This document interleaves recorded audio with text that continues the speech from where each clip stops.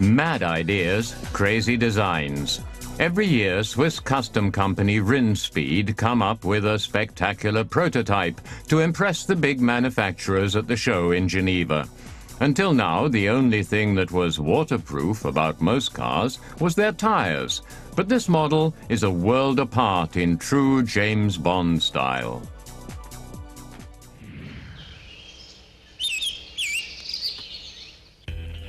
"30 years after the spy thriller, The Spy That Loved Me, James Bond could really take to the deeps in the Rinspeed Squba.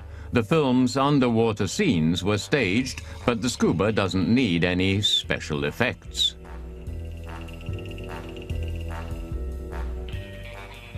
Even without 007 at the wheel, the Squba can find its way automatically and has advanced sensors that let it avoid obstacles. Laser sensors are the intelligent eyes of the vehicle and guide it safely through traffic and reefs without the driver or passenger having to do much.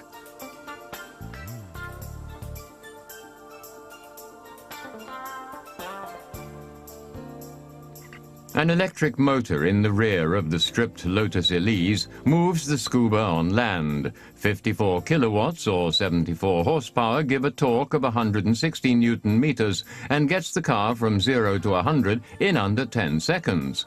Its top speed of 120 kilometers an hour is respectable and made possible by its weight of only 920 kilos.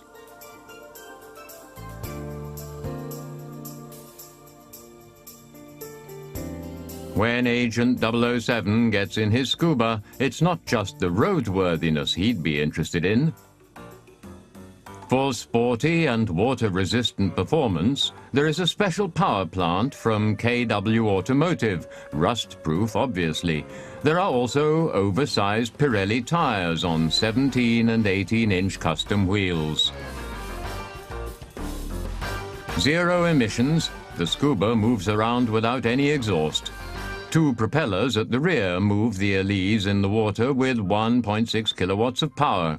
Two jets on the side push the car downwards. A pressurized air system keeps electronics dry and provides air for the passengers. When escaping from enemies, Bond and his charming female passenger would get away with a quick dip.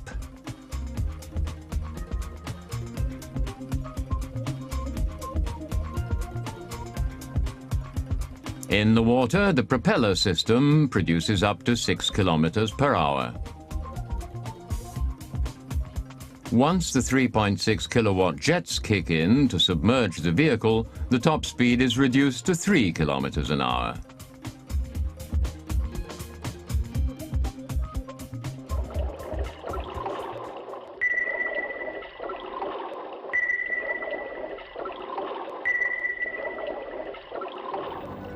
The Squba can manage a maximum depth of 10 meters.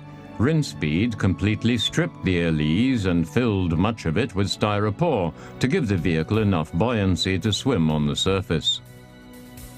And the 3 jets handle the submersion. If an enclosed vehicle had been modified for underwater use, the weight would have risen by 2 tons, and that would have made it too heavy for normal driving on dry land.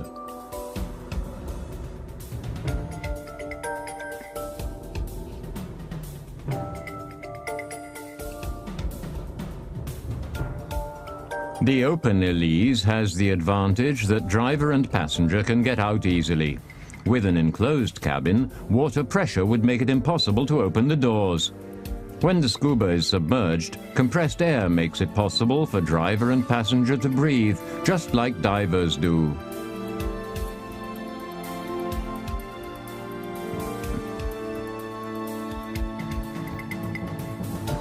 With the Squba, Rinspeed's Frank Rinderknecht has once again delivered. With his partners in this project, he has created an unforgettable show car, the first underwater car to be qualified for normal street driving. This is Rinderknecht's way of continuing a 15-year tradition of showcasing unusual and spectacular innovation.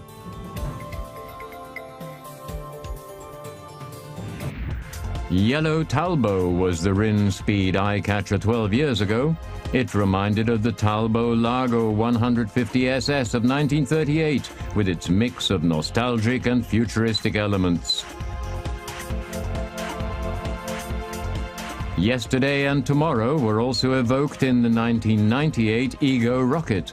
The silver rocket also showed what could be the result when a car was entirely designed on the computer.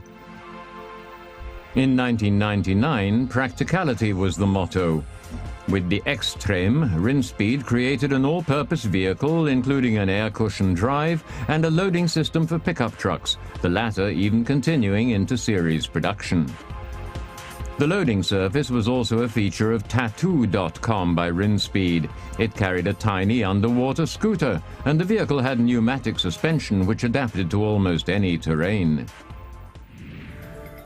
As long as the terrain was dry land. Until the Squba came along, there simply wasn't any automobile which could travel on land, on water, and even underwater. 30 years after underwater automobility was simulated using movie land special effects, there now exists a real-world submersible fit for Her Majesty's secret agent. And, knowing our bond as we do, he would certainly describe succinctly and to the point the sensation of subaquatic motoring. Shaken, not stirred.